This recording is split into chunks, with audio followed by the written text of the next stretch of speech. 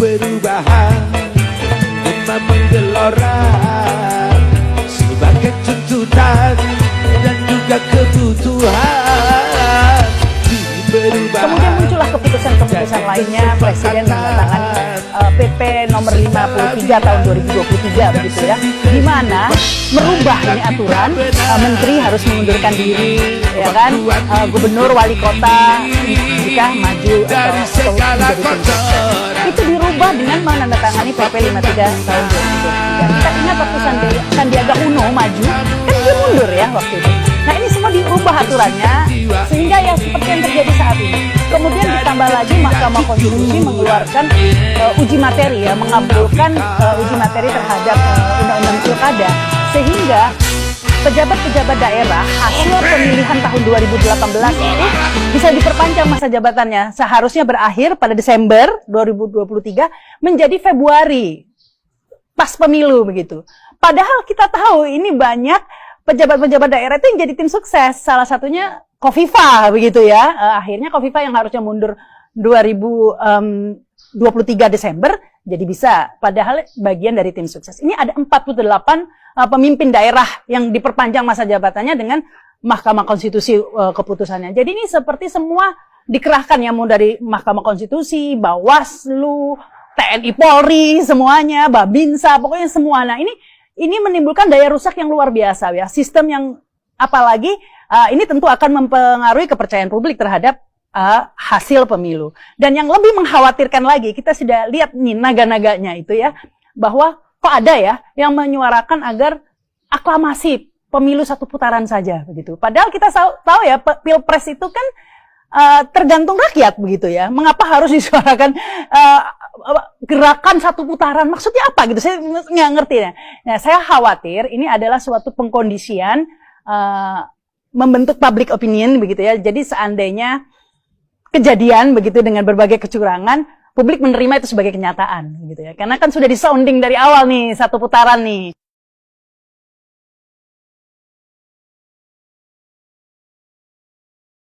Kemudian muncullah keputusan-keputusan lainnya. Presiden menandatangani PP nomor 53 tahun 2023 begitu ya, di mana merubah ini aturan, menteri harus mengundurkan diri, ya kan, gubernur, wali kota jika maju atau menjadi tim sukses. Itu dirubah dengan menandatangani PP 53 tahun 2023. Kita ingat waktu Sandiaga Uno maju, kan dia mundur ya waktu itu.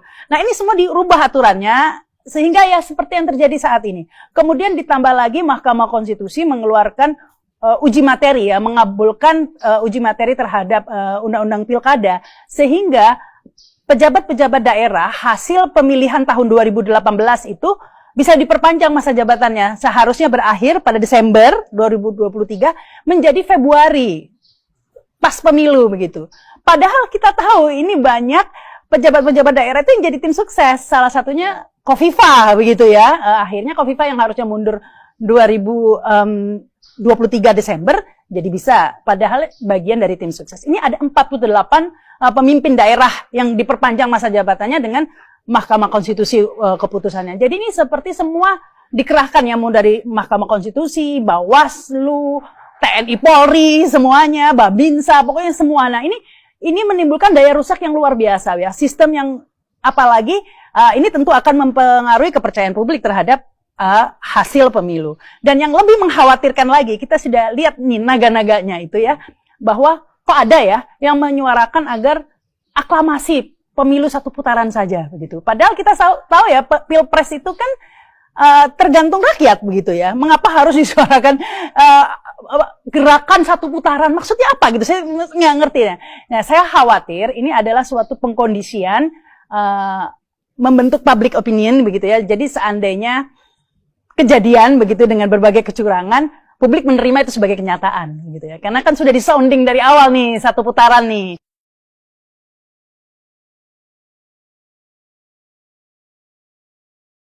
Sekarang kan ramai, itu banyak lembaga survei yang mengeluarkan bahwa Prabowo ini elektabilitasnya stagnan di 39% atau 40 ya, tidak sampai mencapai 50. Sehingga itu tidak bisa satu putaran begitu ya. Tadi saya baca di Twitter ada lembaga survei Indeks namanya sudah mengeluarkan loh 51% katanya. Bisa langsung dijawab begitu ya. Jadi kayak lembaga survei ini responsif banget, reaktif banget dengan perkembangan isu gitu. Saya heran kapan ini surveinya ya. Jadi ada isu ini langsung ada hasil surveinya, ada isu ini dijawab dengan hasil survei. Ini sudah dijawab oleh hasil survei bahwa 51% Prabowo. Nah, ini jangan ya, padahal di lembaga survei lain yang independen justru sebaliknya hasilnya kan, beredar juga kan di media sosial ya, hasil-hasil dari lembaga independen itu surveinya berbeda jauh. Nah ini yang dikhawatirkan jika tetap Jokowi ini berkuasa, tidak dimakzulkan, akan terjadi kerusakan-kerusakan terhadap negara ini yang lebih jauh begitu. Bukan hanya sistem, bayangkan ya, gini aja bayangkan aja ya. Kalau coba bayangkan dulu ya. Kalau Prabowo menang, ya, itu artinya ini semua berlanjut terus sampai bisa 2 periode, mungkin digantikan anaknya ya, karena ini kita tahu lah ya, sebenarnya Prabowo ini boneka caki ini kan ya, serem, atau boneka gemoy nggak tahu ya. Nah, jadi sebenarnya untuk meluluskan dinasti politik, dan dinasti politik ini sebenarnya kepanjangan dari bahaya laten 3 periode sebenarnya. 3 periode dipaksakan tidak bisa, begitu mendapat pertentangan. Kemudian perpanjangan masa jabatan, dan sekarang akhirnya dinasti politik. Ini sebenarnya satu ujung-ujungnya ya. Bahaya laten ingin itu saja, ingin terus berkuasa. Sebenarnya 3 periode tujuannya, karena 3 periode selanjutnya bisa dilanjutkan macam-macam tadi itu. Mungkin dulu itu Pak Marwan memaksakan 3 periode karena tahu Gibran belum cukup usia begitu ya. Kalau 3 periode, selesai 3 periode Gibran udah siap gitu ya. Digagalkan. Dia punya banyak langkah-langkah. Tapi salah satunya itu lewat amandemen. Bahwa ini harus kembali ke Undang-Undang Dasar asli 1945 sehingga nanti ada sidang umum MPR. Nah, MPR ini nanti direkayasa untuk menerbitkan dekrit untuk perpanjangan masa jabatan presiden antara 2 sampai 3 tahun, dan itu pernah diungkap sejumlah pejabat tinggi termasuk Lanyala Mataliti, ketua DPD. Tapi itu kan kemudian digagalkan ketika pecah kongsi PDIP dengan Jokowi kan Pak? Gagalnya itu memang kalau kembali tadi bahwa bicara pemakzulan itu ada aspek hukum, ada aspek politik, ada aspek moral. Nah, kita berterima kasih kepada PDIP bahwa mereka masih berpegang kepada hukum, sehingga melawan rencana Jokowi 3 periode itu gitu. Nah, kita melihat PDIP juga waktu itu juga punya agenda sendiri kan, mau bisa saja Puan gitu. Iya, betul. Ya. Ada. Tapi kan saya kira yang sangat signifikan itu adalah statement Bu Mega. Beliau mau ini diakhiri atau jangan melanggar konstitusi. Ya. Nah, sebetulnya harapan kita dalam beberapa minggu atau beberapa hari ke depan, itu setelah dimulai oleh Pak Mahfud, dilanjutkan oleh partainya, tokoh-tokoh PDIP-nya, bergabung dengan rakyat. Kita punya dasar hukum yang kuat untuk menghentikan Pak Jokowi ini, termasuk menghentikan pemilu curang, dan itu PDIP sudah cukup banyak bersuara. Pemilunya curang. Gitu. Bukan dikhawatirkan lagi. Ya, sudah terjadi. Begitu, sudah terjadi. Ya? Begitu.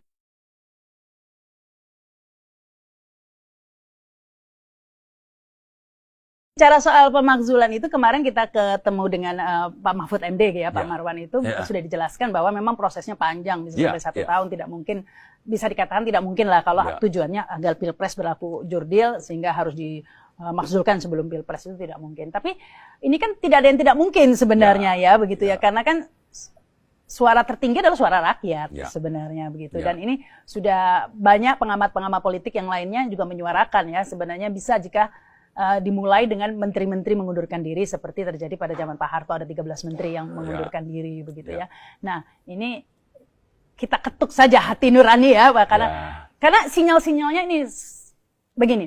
Mungkin jadi orang nggak perlu lewat mekanisme di DPR dulu gitu. Ya, karena kalau sudah desakan masyarakat kuat begitu ya, menteri-menteri mundur, mahasiswa juga, itu kalau sudah ini legitimasinya pasti sudah sangat lemah gitu ya. Itu kan hanya ini kan semua ya tadi itu arah angin sebenarnya ya. Itu anginnya sudah akan sangat kuat ya, meskipun emang agak spesial ya, Jokowi ini agak spesial, agak saya menghindari kata dablek ya apa ya. Pokoknya agak spesial lah ya gitu ya. Opah kalau zaman tua.